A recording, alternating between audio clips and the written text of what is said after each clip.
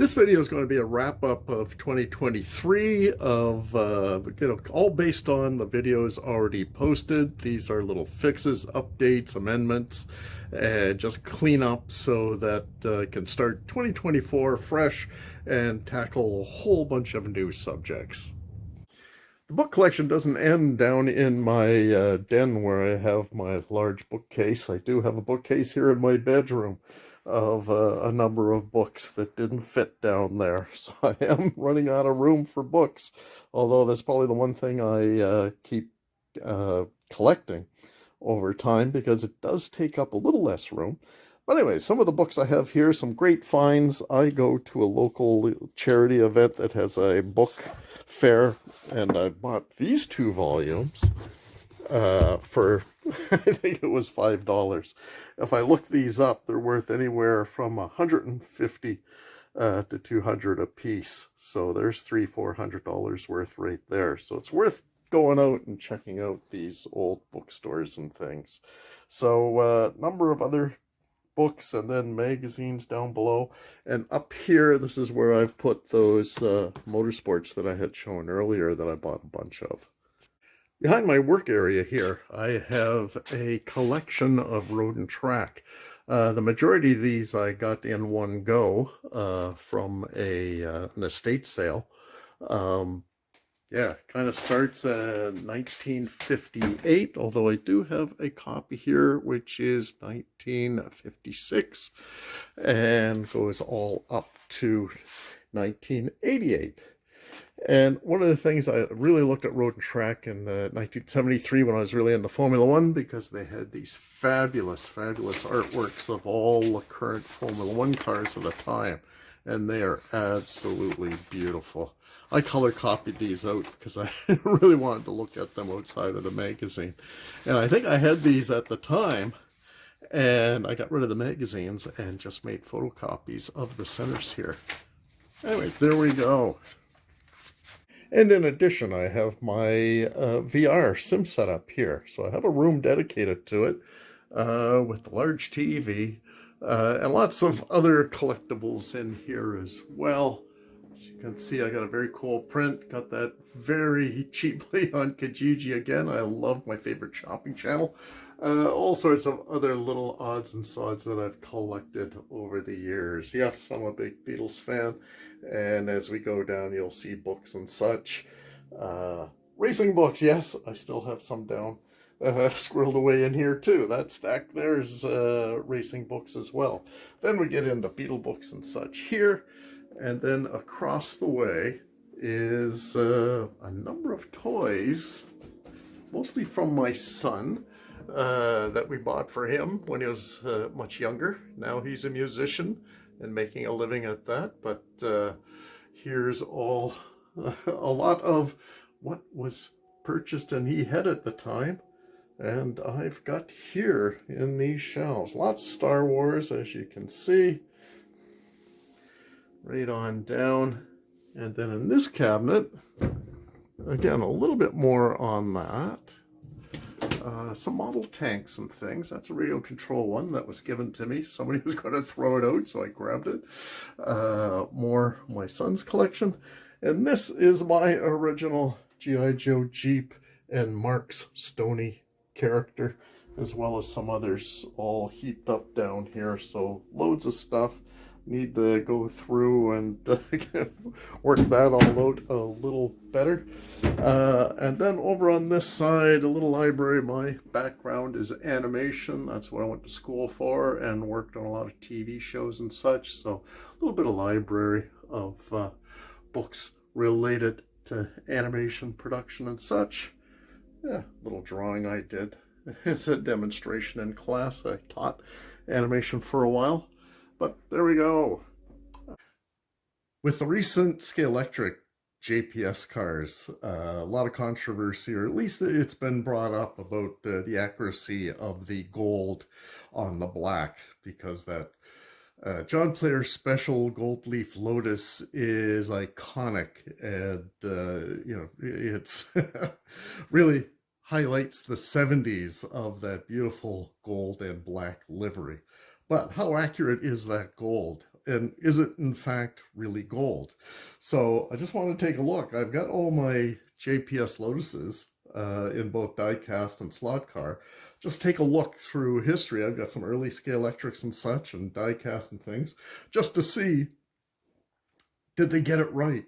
And I'll start, well, one, I'm going to start with a die-cast, and here we go. We have the Corgi JPS. I think this is the first time I saw a John Player special, and absolutely fell in love with the black and gold. And this is accurate for the time. The Lotus 72 in 1971 and 72 and 73, it was gold leaf on those cars. So here's an early Scalextric of that exact car. And very nice for the time. It actually tampo printed with an actual gold foil. It looks quite good. It does rub off here, whatever, but it is accurate to the car. So very, very nicely done. Then with those early Lotus 72s, we have Polycar. And yeah, they've done a fantastic job on that gold on the black, and they got a very vibrant gold. It's light enough that it really stands out and really is iconic to this car. Then we have the not that recent, but a little while ago, Scalextric were bringing out cars from the 73 early 70s season, and they did this very iconic gold. Now the gold is quite dark on here. It doesn't really pop like on the previous car we looked at. But in fact, when we really take a look at this car, looking at the back end of how this car is constructed, I'm not sure if this is from 73, it might be 74. A little conflicted on this, especially with the smaller airbox. Usually 74, they had the bigger airbox and such. But as we'll see, this gold after 73 isn't accurate. And that's what we'll see throughout all of these cars, is how inaccurate the reproduction is. Still with the 73 season Lotus 72, here's this oversized Vanquish MG car. So it's larger than the 1/32 scale. But they got that gold just beautiful. And it does pop. They got a nice contrast to that. Looks fantastic. Of course, I picked this one up secondhand, missing the front wing.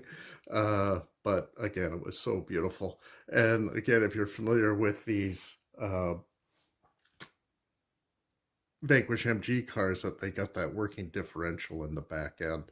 Very cool. Then we go to very early Polistil.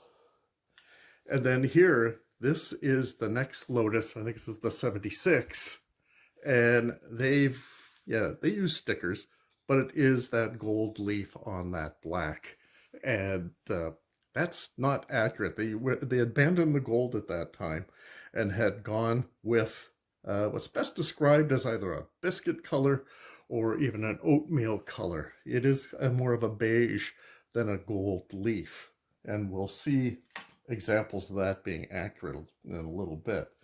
Then we have the Lotus 77, and again a nice foil, I believe it is, yeah, a foil tampo printed on here of that gold, all kind of starting to rub off. And again, it's Team Lotus special.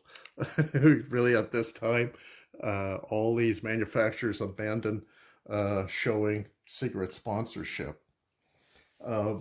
Another example here is the Lotus 78. This one is by Polistil. Oop, lost the head off of this. So these are rather underscaled and yeah, kind of crude stickers on there. It's really gold on these stickers. Now here I had picked up some, it didn't have the JPS on it or the John Player reference. So on this one I found some stickers, and they're very yellow, and I find yellow on the black actually has a green tinge to it. So yeah, neither of these is accurate for this car. Now I come to a die cast of that same 78 car. And let's see if I got the focus there. And this is very accurate. Look at those colors. That is, it really stands up, has nice contrast, but that is that beige color. It's not the gold leaf, but it does stand out. And apparently it really worked for TV and photography when you see that car. It really makes it stand out. So at this point, actually from 1974 onwards, this is the accurate car color for the John Player Special logo color. Fly came out with this car, the 78, and did a beautiful job.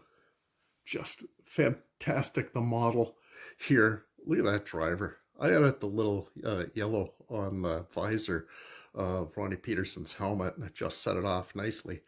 But even this color isn't quite accurate. I was saying before that when you put yellow down on black, it gives it a green tinge. And this is quite close, but it still has that little green tinge to it. I think to really get that color accurate, you got to lay down white and then put that biscuit color over top to really make it accurate and work. And then here's where the controversy came up, is this latest 79 version of the JPS. It's a gorgeous car. Delivery and everything on here is fantastic. Tampo printed, but it is that gold leaf, which is not accurate to this car at the time. And I have a die cast, which is 100% accurate. And again, when I bought this die cast, it did not have the John Player Special logos. That was a add-on decal that I had to put on later. But this is accurate to the actual car. Throughout 1978, when the 79 Lotus ran, this is the color scheme of that gold and black. It really wasn't gold. It was a beige color. Okay. Whereas here, diecast again, here's that 72 from definitely the 1973 season, and it is the gold livery. And this is a really nice gold. It reflects really nice. It does give you some nice contrast to the black, which is perfect. And the originator of Gold Leaf was, before John Player Special, it was Gold Leaf. That was the name of the cigarette brand.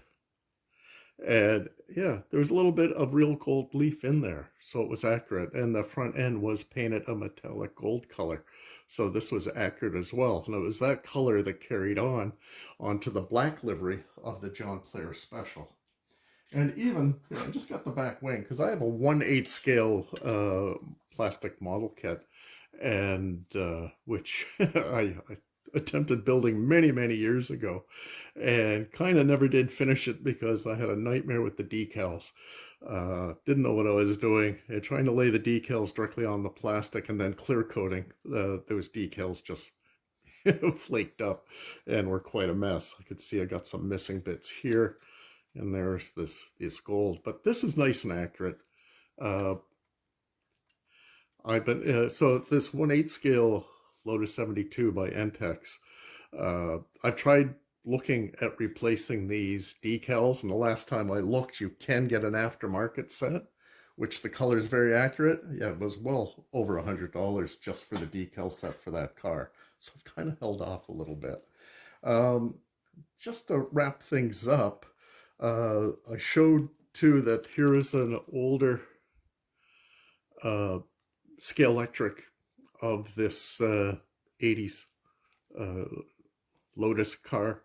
Again, it doesn't have the John Player Special actually on it. Again, cigarette sponsorships weren't allowed on toys, and this is definitely a toy. But again, it's that gold on black, which it wouldn't be. And that was the other controversy on this one, the more updated version that Scale Electric came out with. And it is the gold leaf on black, where it should be that beige biscuit color for sure. Very surprised with this one that the accuracy and the nice decaling on these cars, to Tampo printing is the norm, but this one is actually stickers because I had a hard time. I was going through a bunch to see the stickers applied properly. This is the best one I could find. Whereas I was pleased to see that this one, that it was Tampo printed, and those are really beautifully done, even though inaccurate. Okay, so just to back that up, I have researched in the books that I have, and you can see a very distinct difference in the photography from 1973 to 74. That gold leaf lotus color that was applied. In some photos it's vibrant, in others it's very, very dark. And in this beautiful book, go into detail when I do more of a specific 72 video, it really shows in the photography and in the text that from 73 to 74, they changed from that gold leaf. You can see how dark, if I can get rid of the reflection here of the light, that it kind of disappears. Depending on how the light is reflecting. It could be very bright or it could be very, very dull. And when switching to this color, regardless of the lighting conditions, it stood out extremely well. So there you go. Again, anything 73 and back, gold is correct. 74 and beyond, no, they never use gold leaf. Okay?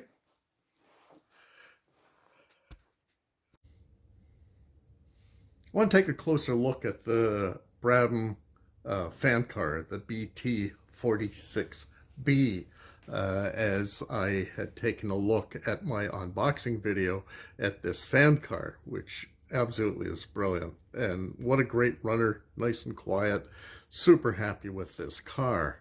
One of the things, well, first off, I did make a mistake. I was curious that they made this car, because I was quite sure that Niki Lauda was the only one that drove this at the Swiss Grand Prix. But John Watson actually drove a second fan car. So all the more astonishing to me that they only ever ran it in one race, that they had two cars that they had to scrap. Just amazing, the expense and the time put into that. I had thought that John Watson had done drove the traditional car while Niki did the fan car, but I was mistaken.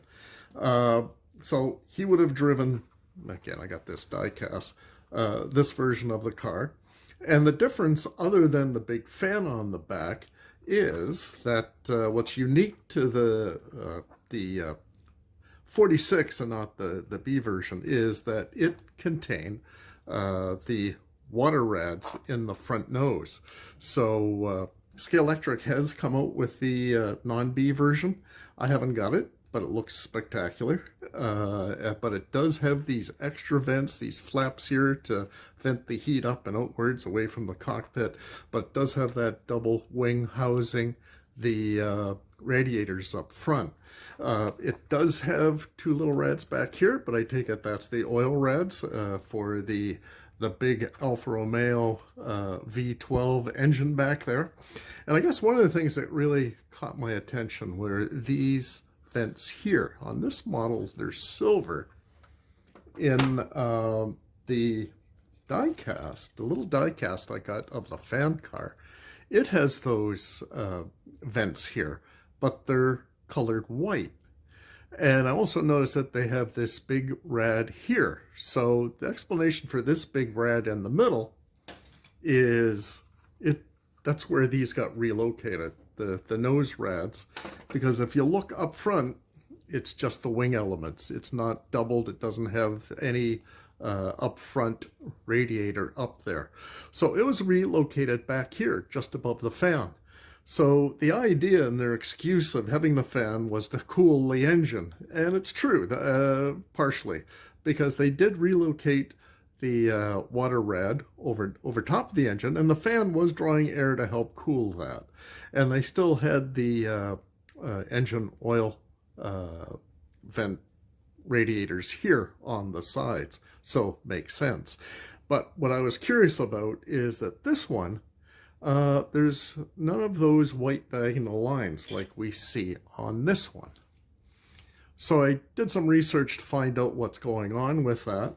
And what this is on both of these models is that the big flat 12 engine, the air intakes are out over to the sides here. And these were screen, or in most close-up photos I saw, it was like a white gauze to help filter the air going into the injector stacks into the engine. Why these are not painted white is odd to me, because any photos, and it's hard to find a photo from this angle, but it does indicate that it is white in these slats here, and it is a white gauze. Now, I'm thinking how Scalextric seems to do things is they base a lot of color schemes and such from cars that are running at Goodwood in the historic and vintage races. And I do believe that this car, it does run in those vintage races, especially the hill climb and such. And I think in the modern version, in vintage races, they've changed the color of these vents so they're not white. So historically speaking, yeah, I guess it's accurate to vintage races, but not really historically accurate for the actual Swiss race that this ran in. So hopefully that kind of clarifies, gives some of the technical aspects of what makes one car different from the other, and help explain, you know, what is happening technically with this car. In my Slot Cars Plus GT40, I had started with the Lola GT Mark 6, which you see on screen here. I never did a track test, so we'll do it now to round out this last year's bunch of videos, and then on to a new year and a whole bunch of different subject matter. One thing before we do the track test, I just want to bring back this book here, which was all about, and I featured in that video, of the origins of the GT40 and how the Lola GT Mark 6 was instrumental. Just an interesting little tidbit in here is one of the customers for Lola and drove the GT Mark 6 in the US was a Alan Grant, whom we see here, and in his famous Cobra that he raced in the States. But it wasn't until I saw this book that I realized that here it is, his crew chief is none other than George Lucas of Star Wars fame. Amazing. So he moved on from being a crew chief, and here we go. Here you can see his name big, George Lucas, that he went from racing and in the movies. But you know, his first big movie was all about cars, street cars and such, so American Graffiti, so you could see those origins, where they came from. Anyway, so with these Mark 6s here, these Lolas, this is the first one I acquired. Again, both used, and both still need some renos and such. But what astonished me in this, when I bought this car, I also bought this newer Scalextric Jaguar XKRS, and what I was astounded at is the size difference between these cars. It just proved to me how tiny these Lolas were. Yeah, if I can compare this, just astronomical how small this is. And one of the drivers, I think, was David Hobbs, and he was saying, who was over 6 feet, said he can't believe they even fit in that car, that any driver of any size could even fit in it. But anyways, on with the road test. Again, if you recall, this had kind of the traditional monogram brass chassis, and this one had this drop arm, had a whole different sort of chassis in here, and I got this massive motor in it, and holy cow, is this overpowered. But first we'll give a go with the green one with the traditional chassis, and I'm going to do this at 14 volts. This is really nice and quiet, handles really good at this voltage, very predictable, easy to control, very fun to drive. Okay, and now let's take a look at this overpowered one. And you know what? I'm dialing it back. I tried earlier and I couldn't make it through the first corner no matter how hard I tried. So I'm actually going to back this right off. I'm going to go at, well, let's say 11. Just give it a compromise here and see. Even at this lower voltage, it is a handful. Not only is this crazy fast, it virtually has no brakes. So even at 11 volts, that was one hairy ride. Some of the cars I'll be featuring in this coming year is the Lancia D50. We'll be looking at the Porsche 917, the Le Mans cars. We'll take a look at the shadow history of Can-Am and Formula One cars. And we'll take a look at history and the various cars by Chaparral. So it'll just be a few with lots more on top of that. So we'll see you in the coming months.